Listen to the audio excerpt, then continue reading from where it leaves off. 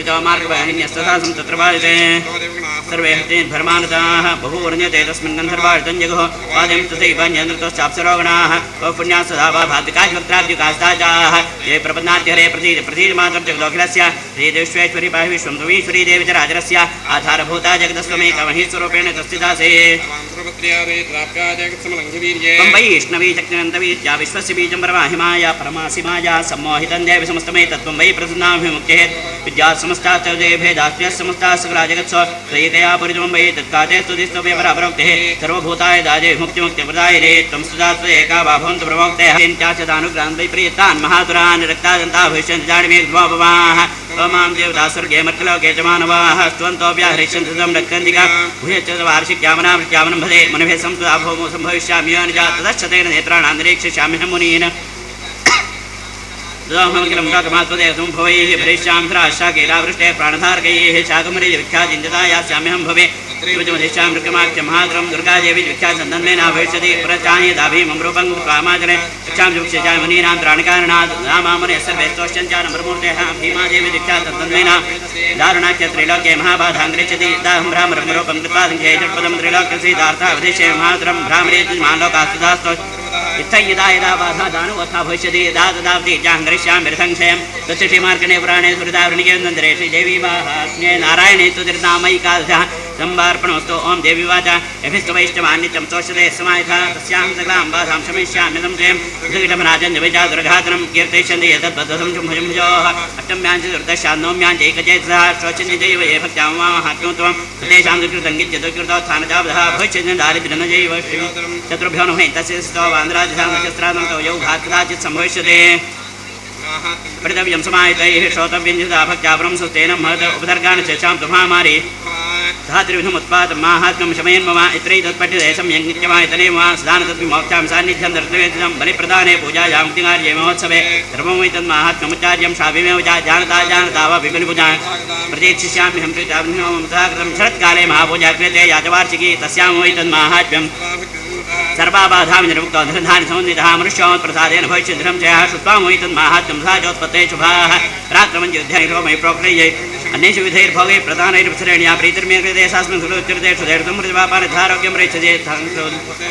कीर्तो मया धैर्यन्मेहस्त्रैत्यविहरणं तस्मिन् हृदये विकृतं भयं साञ्जायते युष्माभिस्वयोजाश्चाच प्रमर्जभिरिक्ताः राजकृतास्तत् प्रेच्छुर्वामजम् अरण्ये प्रान्तरे पितावाग्निपरिवारितः तस्य परिभावतशून्यगृहीतो वावजतृभे मम व्याघ्रान्यतो वावरेवानहस्तुभिः राज्यागृधनजाज्यं तवज्जोन्धतो विवा अखण्डितो वातिरस्य पोते भारणे पदस्वजाभिचत्रे दण्डामे भृतारुणे सर्वाबाधादुपोराद्वेदनाभ्यर्जो विवा ब्रह्मैतत्तरितं नरोमुच्य सङ्गडात् मम प्रभावात् सिंहाजातस्य वा विणस्तथा गुरादेवलायन्ते यस्मनश्चरितं वा ऋर्वाचा इत्युक्ता सा भगवती चण्डिका चण्डविक्रमा पश्यतां सर्वदेवानं दैत्रीवान्तरधीयता देवदेवसहितो स्त्रिभिर्वृचैरितात्मनोः प्रतुष्टा जगद्धात्रे प्रत्यक्षं प्राह चण्डिका देवी वाचा यत्रार्थे त्वया भूप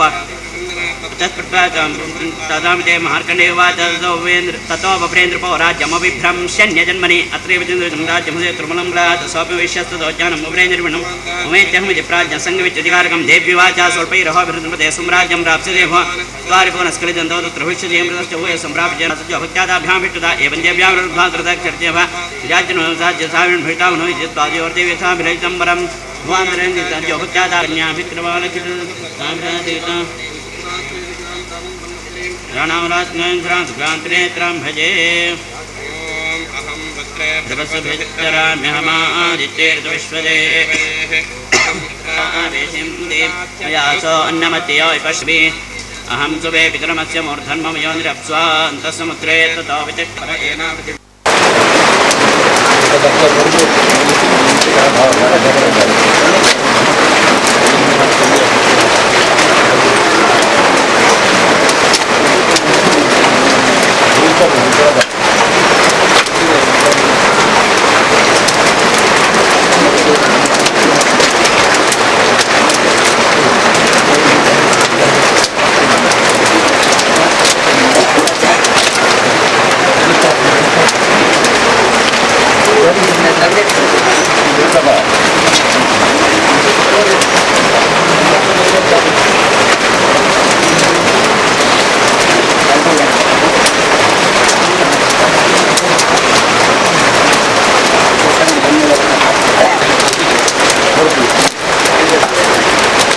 ಹಾಗೆ ಹೇಳ್ರಿ ಜಗದೀಶ್ವರ ಇದ್ದಾರೆ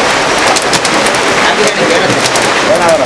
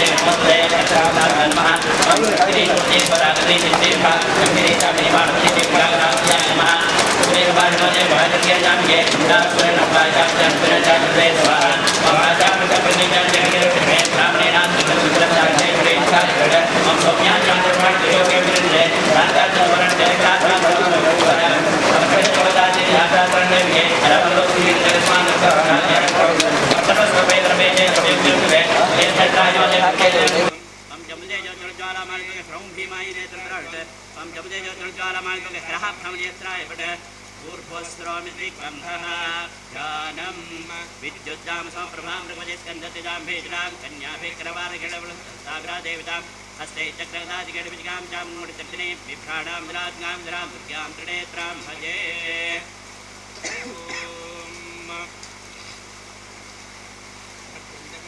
वर्गाञ्जोलं भुजुण्डीं शरशङ्खं दन्ददेङ्गरैत्रीणां सर्वाङ्गूजावृतां लीलाश्मज्जातं सेवे महाकालिकां यामस्तौ स्वप्तिं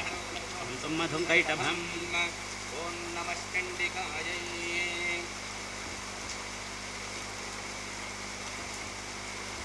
जय दुर्गे जय दुर्गे जय दुर्गे ॐ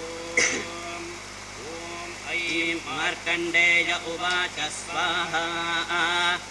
ॐ सावर्णे सूर्यतनयो यो मनः कच्छतेष्टमः ईशामयतदुत्पत्तिं विसरात् गदतो मम स्वाहा ॐ महामायानुभावेन यथा मन्वन्तराधिपः स बभूव महाभागसावर्णिस्तरयोरवे स्वाहा ॐ स्वारोचिषेन्तरे पूर्वं चैत्रवं चतुमुद्भवः पुरथो नाम राजा भूत्समस्ते क्षितिमण्डले ॐ तस्थौ कञ्चित् सकालं च मुनिनाथेन सत्कृतः इतश्चेतश्च विचरं तस्मिन् मुनिपराश्रमे स्वाहा ॐ सोति ॐ ये ममानुगता नित्यं प्रसादधनभोजनैः अनुवृत्तिं ध्रुवन्ते च कुर्वञ्चन्यमहीभृताम् ॐ असम्यग्व्ययशीलैस्तैः कुर्वद्भिः सततं व्ययं सञ्चितसोऽधि दुःखेन शोकमिष्यति स्वाहा ॐ एतज्जान्यच्च सततं चिन्तयामास पार्थिवः विप्राश्रमाविश्यमेकं ददर्श स स्वाहा ॐ सपृष्टस्तेन कस्त्वं भो हेतुश्चागमनेत्रकः कस्मात् त्वं दुर्मना इव लक्ष्यसे ॐ इत्याकर्ण्यवचस्तस्य भूपते प्रणयोदितं प्रत्युवाच सतं वैश्य प्रश्रया मनतो नृपम् ॐ वैश्य उवाच स्वाहा ॐ समाधिर्नाम वैश्योऽहमुत्पन्नोऽथ दिनाङ्कुले वैश्योऽहमुत्पन्नोऽथ दिनाङ्कुले पुत्रधारैर्निरस्तस्य धनलोभात् साधुभिः स्वाहा ॐ विहीनश्च धनैर्दारैः पुत्रैरादाय मे धनं वनमभ्यागतो दुःखे निरस्तप्राप्तबन्धुभिः स्वाहा स्वाहा ॐ कथं ते किन्नु सप्रत्ता दुर्वृत्ताः किन्नु मे सुता स्वाहा ॐ राजोवाच स्वाहा ॐ यैर्निरस्तो भवान् लुब्धैः पुत्रधारादिभिर्धनैः स्वाहा ॐ तेषु किं भवतस्नेहमम बध्नाति मानसं स्वाहा ॐ वैश्य उवाच स्वाहा ॐ एवमेतद्यथा प्राह भवान् स्पर्शतं वचः किं करोमि न बध्नाति मम निष्कृतां मनः स्वाहा ॐ यैः सन्त्यज्य पितृस्नेहं धनुलुब्धैर्निराकृतः पतिस्वजनहार्दं च मान्तितेष्वेवमेव न स्वाहा ॐ किमेतन्नाभिजानामि जानन्नपि महामते यत्प्रेम प्रवणं चित्तं विगुणेष्वभिबन्धुष स्वाहा ॐ तेषां कृते मे निःश्वासो दौर्बलस्यञ्च जायते स्वाहा ॐ करोमि किञ्यन्न मनस्तेष्वप्रीतिषु निष्ठुरं स्वाहा ॐ मार्कण्डेय उवाच स्वाहा ॐ ततस्तौ सहितौ विप्रतं मुनिं समुपस्थितौ स्वाहा ॐ दुःखाय जन्मे मनसस्वजित्ताय ततां विना स्वाहा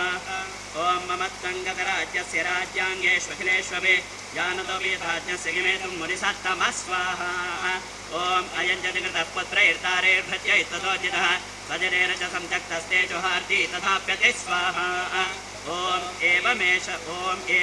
तथा हञ्चत्वावप्यत्यं तदुक्तितौ दृष्टदोषेऽपि विषये ममत्वा कृष्टमानसौ ॐ तत्किमेतन्महाभागजन्मोहोज्जानिनोरपे मास्य च भवत्येषा विवेकान्धस्य मूढता ॐ ऋषिरुवाच स्वाहा ॐ ज्ञानमस्ति समस्तस्य जन्तोर्विषयगोचरे विषयाश्च महाभागयाञ्च जैवं पृथक् पृथक् स्वाहा ॐ दिवान्धा प्राणिनः केचित् रात्रावन्धाः तथा परे केचित् दिवा तथा रात्रौ प्राणिनस्तुल्यदृष्टयः स्वाहा ॐ ज्ञानिनो मनुजाः सत्यं किन्नुते न हि केवलं यतो हि ज्ञानिनः सर्वे पशुपक्षिमृगादयः स्वाहा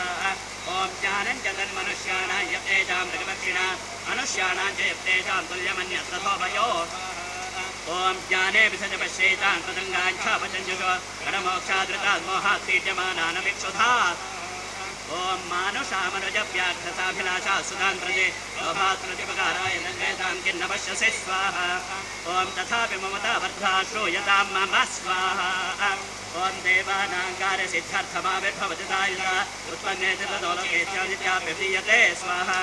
ॐ योगनिद्रां यदा विष्णुं जगत्येकार्णवीकृते आस्तेरिषजमभजस्कल्पान्ते भगवान् प्रभुः च स्वाहा ॐ त्वं स्वाहा त्वं स्वधा त्वं हिमचर्कारस्वरात्मिका तथा त्वमक्षरे नित्ये त्रिधा मात्रात्मिकास्थिता ॐ अर्धमात्रास्थिता नित्याजानुचार्या विजयतः त्वमेव संध्या सावित्रे त्वं देवि जननी परा ॐ त्वयैतद्भालिते विश्वं त्वयि सत्सृज्यते जगत् त्वयि तत्पालिते देवि त्वमत्स्यन्ते च सर्वदा ॐ मित्रकोपान्ते जगतोऽस्य जगन्मये ॐ महाविद्या महामाया महामेधा महास्मृतिः ॐ प्रकृतिस्त्वं च सर्वस्य गुणत्रयविभागिनी कालरात्रिर्महारात्रिर्मोहरात्रिश्च दारुणा ॐ त्वं श्रीस्त्वमीश्वरी त्वं ह्रीस्त्वं बुद्धिर्बोधलक्षणा अज्जापष्टिस्तथा तुष्टिस्त्वं शान्तिः क्षान्तिरेव च स्वाहा ॐ खड्गिनी सूरिनी घोराग्नी चक्रिणी तथा शङ्किनजा ॐ यया त्वया जगत्सृष्टा जगत्स्वात्यतियो जगत् स्वनिद्रावचन्ने तस्वां सौनिमेश्वर स्वाहा ॐ विष्णुशरीरग्रहणमहमीजान एव च कारितास्ते तोतस्वां तस्तोतुं शक्तिमान् भवेत् स्वाहा ॐ सात्वमित्थं प्रभावै स्वैरुदारयते विधं सुधा मोहये चौधराधर्जावसरो मधुकैटभौ ॐ प्रबोधं च जगत्स्वामी नियतामच्युतो लघु स्वाहा ॐ बोधस्ते श्रीदेवी माहात्म्ये प्रथमः श्रीजगदम्बार्पणमस्तु नमो देव्यै महादेव्यै शिवायै सततं नमः नमः प्रकृत्यै भद्रायै नियता प्रणतास्पदा साङ्गायै सायुधायै सवाहनायै सर्वालङ्कारभूषितायै वाग्भवबीजाधिष्ठात्रे महाकाल्यै महाहुतिं समर्पयामि नमः स्वाहा महाकाल्या इदं नमः यावया वृक्या अमृकै यवयस्ते नमोऽर्भ्ये अथा नः सुतरा भव सत्याः सन्तु यजमानस्य कामाः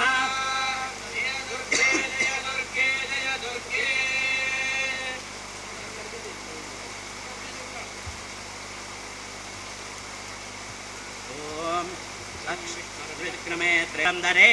त्रितेजसा नयनत्रितेञ्जज्ञे तथा पावकतेजसा ॐ भ्रुवौ च सन्ध्ययोस्तेजश्रवणावदिनस्य च अन्येषां चैव देवानां सम्भवस्तेजसां शिवा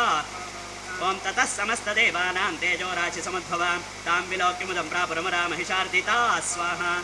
ॐ श्रीदेवी माहात्म्ये द्वितीयः श्रीजगदम्बार्पणमस्तु नमो देव्यै महादेव्यै